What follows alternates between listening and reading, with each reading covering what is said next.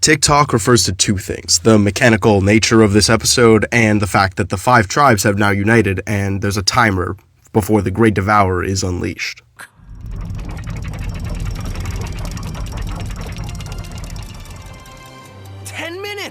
He just broke his own record. The guy's inhuman.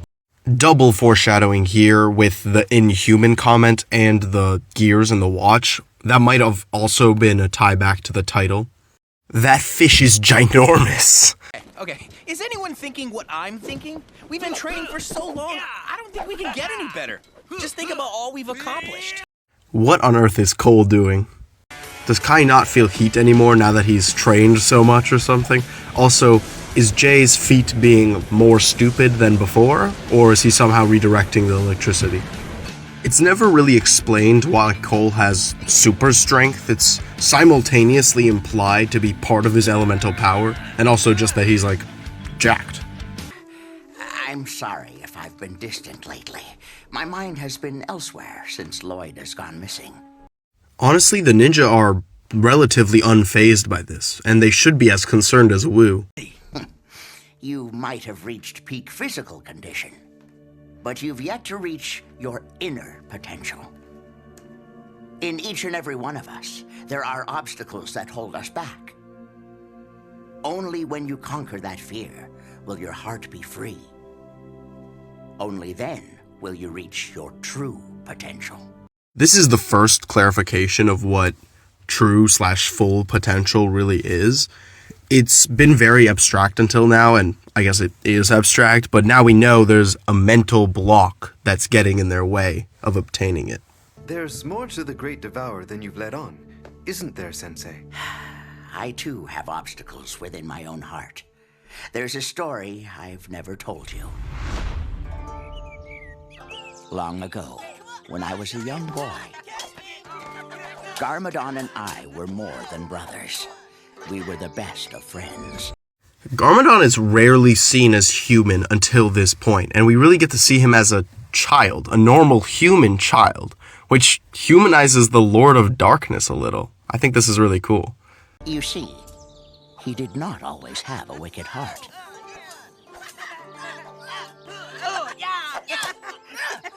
One day, I lost this very katana.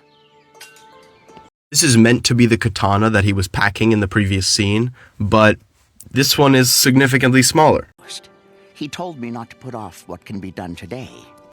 It's really cool to see that Wu is trying to live up to Garmadon when he teaches the ninja. Like, this very iconic lesson comes from the ninja's primary enemy. And went to get it himself.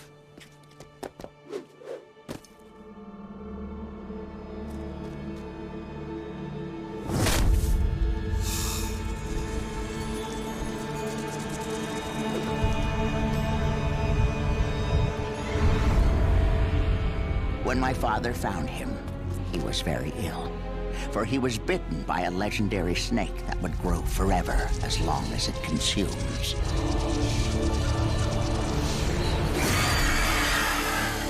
A great evil had found its way into my brother's heart, for the snake's venom could turn the purest of things wicked. Leave it! Leave me alone! I don't need you! I hate you! The snake is the same one the Serpentine want to reawaken today. Ah! It hurts! It's all Wu's fault! It is the snake that took my brother away from me.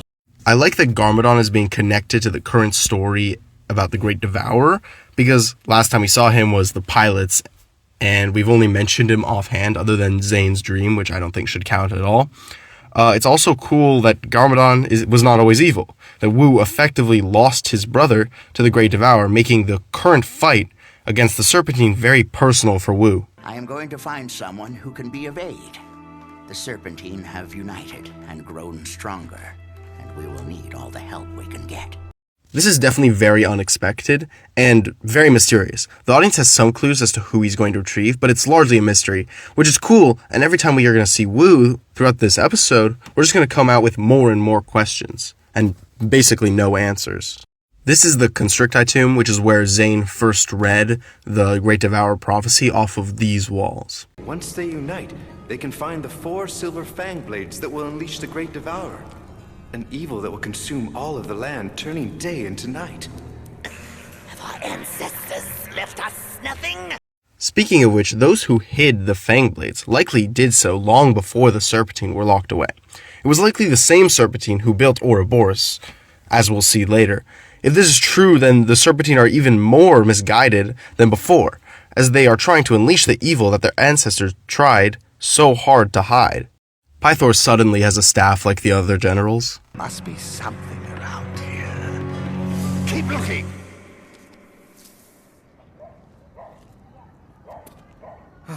This is silly. Yes it is.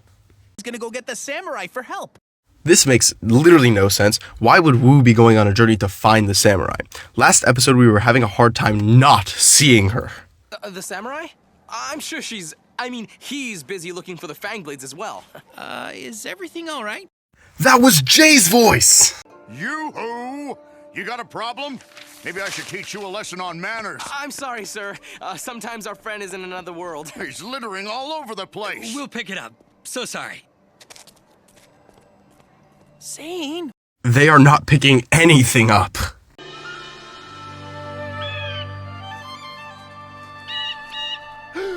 It's the Falcon! Oh my gosh! Every time we follow it, it leads us to good fortune! Jay said something similar in episode 4, but it made a lot more sense. Zane, every time you see that bird, something big happens. First, it led you to the secret treehouse. Then it led you to the bounty.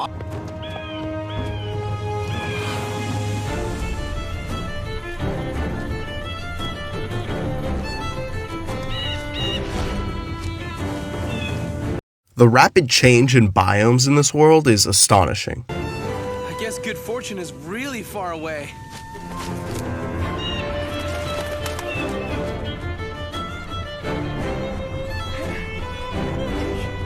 Keep going, I'll catch up later.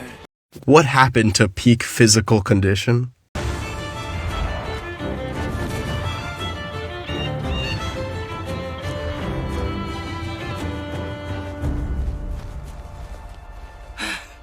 Gosh, that bird just keeps going.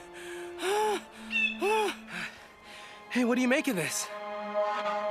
I am not familiar with a tree horn. It's probably just some wild squirrels. Not only does this confirm the existence of squirrels, it implies that in Ninjago, some species of squirrel are dangerous enough to warrant signs. You're a robot?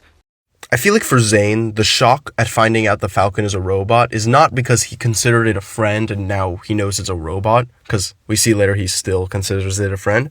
It's that robotics is advanced enough to make birds.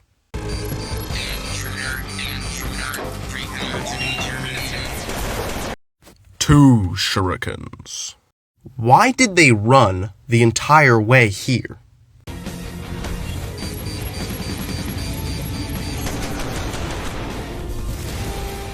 One shuriken.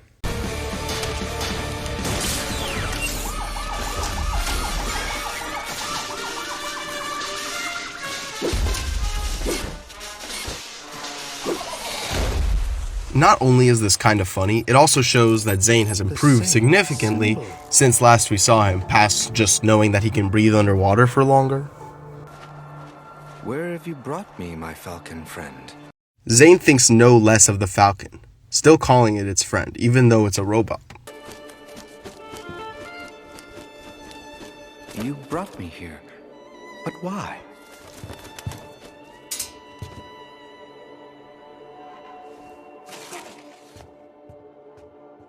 No! It can't be! No! No! Me, whenever I see Knuckle and Cruncher. No! No!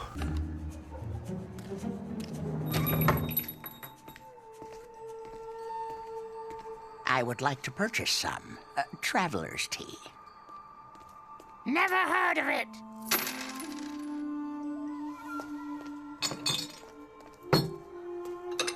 You know, those who drink this never return. Then I will not bother you again. This is the first time we see Vestake, but she's kind of different than when we see her later, so maybe it's a different person. Also, this is what I meant when I was saying that every scene with Wu in this episode is more confusing than the last. Like, what is Traveler's Tea? Why don't people return? And we still don't know where Wu is going or who he's retrieving. Zane, what's wrong? Are you hurt? You okay?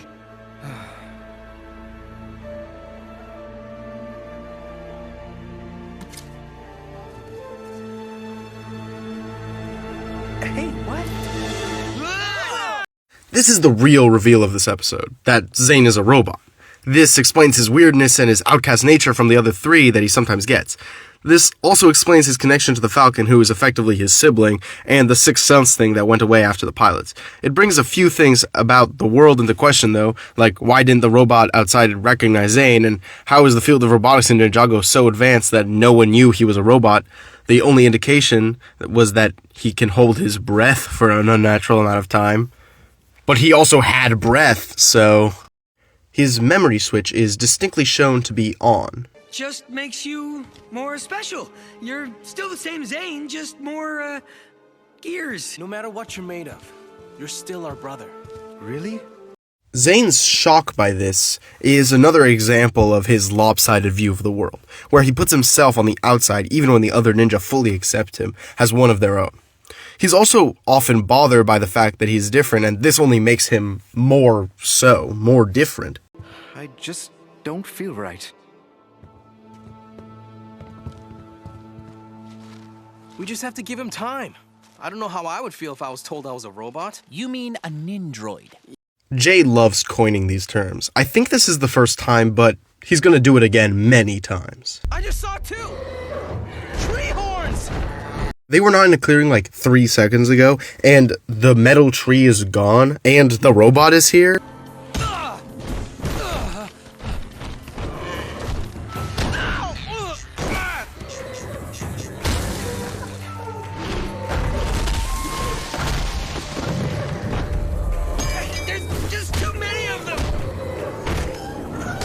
What are the tree horns' goals? To kick them around, just for fun? They're not trying to eat them, I don't think. No, Zane.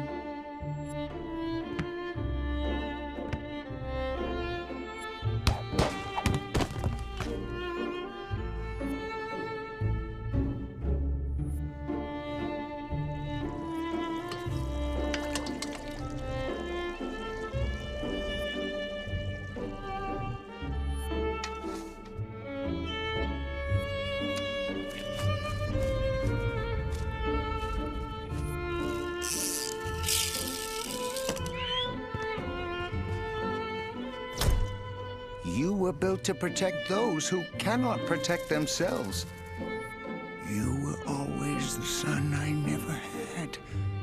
It's time you begin your next stage in life. And the only reason I'm about to do this is because I love you.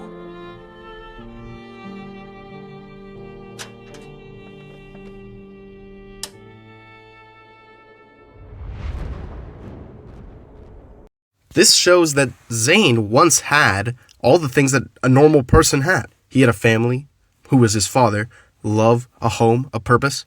In the episode Home, he thought he had never had any of this, but him remembering his past and where he comes from changes his entire worldview and his view of himself. Not to ruin the moment, but shouldn't he remember this part?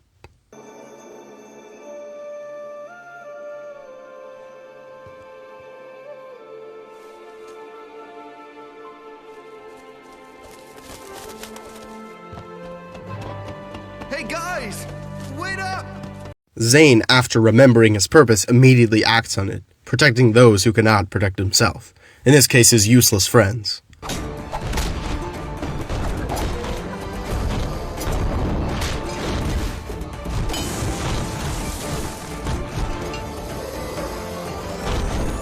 Are they regrouping? Who's that? The Queen. Are the tree horns insects? You will not hurt my friends.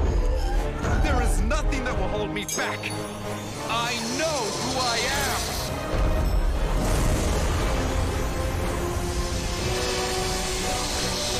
happening to him?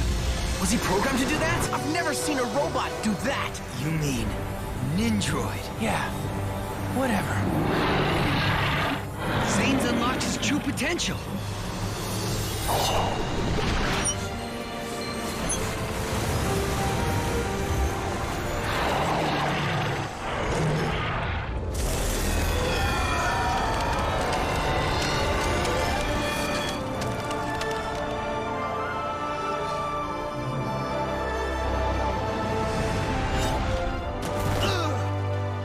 This is the first time we see the true potential in action. It's basically just an extension of their elemental powers, but what makes it really like an epic moment is the mental block that they had to go through to achieve it. Not really the power itself. It's not that crazy. I remember where I came from, and I feel stronger for knowing. I'm so jealous. His powers are so cool. We have our very own Ninjroid. Watch out, Pythor. We're coming to get you. Who is Bro talking to? There are the four Fangblades. What if there is no map? I know! But I don't know where to look. Then I'm taking my stuff back. Me too. Me three.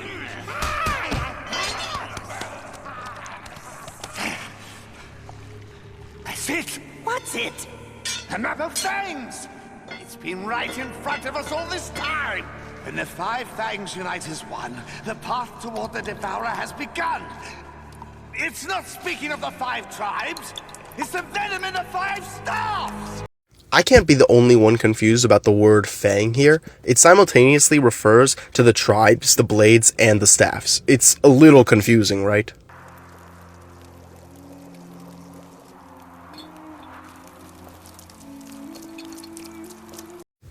Wu just wasted all that tea, spilled it all over the ground. This portal does look like the one Garmadon opened in the pilots, though.